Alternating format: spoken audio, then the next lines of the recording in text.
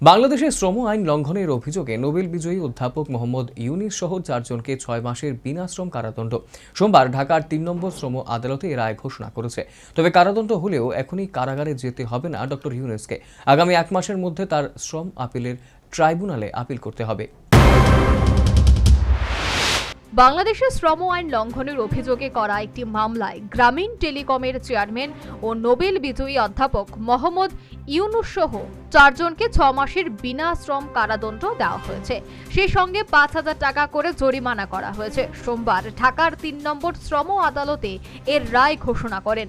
আদালতের বক্তব্য, মোহাম্মদ ইউনুস সহ অন্যদের বিরুদ্ধে শ্রম আইন লঙ্ঘনের অভিযোগ প্রমাণিত হয়েছে। এ সময় অধ্যাপক ইউনুস সহ অন্য অভিযুক্তরা আদালতে উপস্থিত ছিলেন। এছাড়া বহুল আলোচিত এই মামলায় পর্যবেক্ষণে দেশি বিদেশি পর্যটকরা উপস্থিত ছিলেন। মামলার আরেকটি ধারায় তাদের 25,000 টাকা জরিমানা করা হয়েছে। অর্থাৎ তাদের প্রত্যেককে মোট 30,000 টাকা করে জরিমানা দিতে হয়েছে। তবে কারাদণ্ড হলেও এখনই কারাগারে যেতে হবে না ডক্টর ইউনুসকে। আদালতে তাদের আইনজীবীরা 30 দিনের মধ্যে আপিল করার শর্তে জামিন চাইলে 5,000 টাকার বন্ডে আদালত সেই আবেদন মঞ্জুর করেছে। অর্থাৎ আগামী 1 মাসের মধ্যে তাদের শ্রম আপিলে ট্রাইব্যুনালে আপিল করতে হবে। রায়ের পর আদালতের বাইরে এক প্রতিক্রিয়া। ডক্টর মোহাম্মদ ইউনুস বলেন, যে দোষ আমরা করিনি সে দোষের উপর শাস্তি পেলাম। এটা আমাদের কপালে ছিল, জাতির কপালে ছিল, আমরা তা বহন করলাম।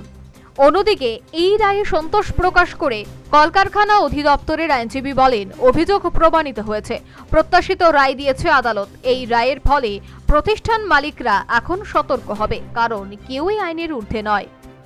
Bureau report, news vanguard.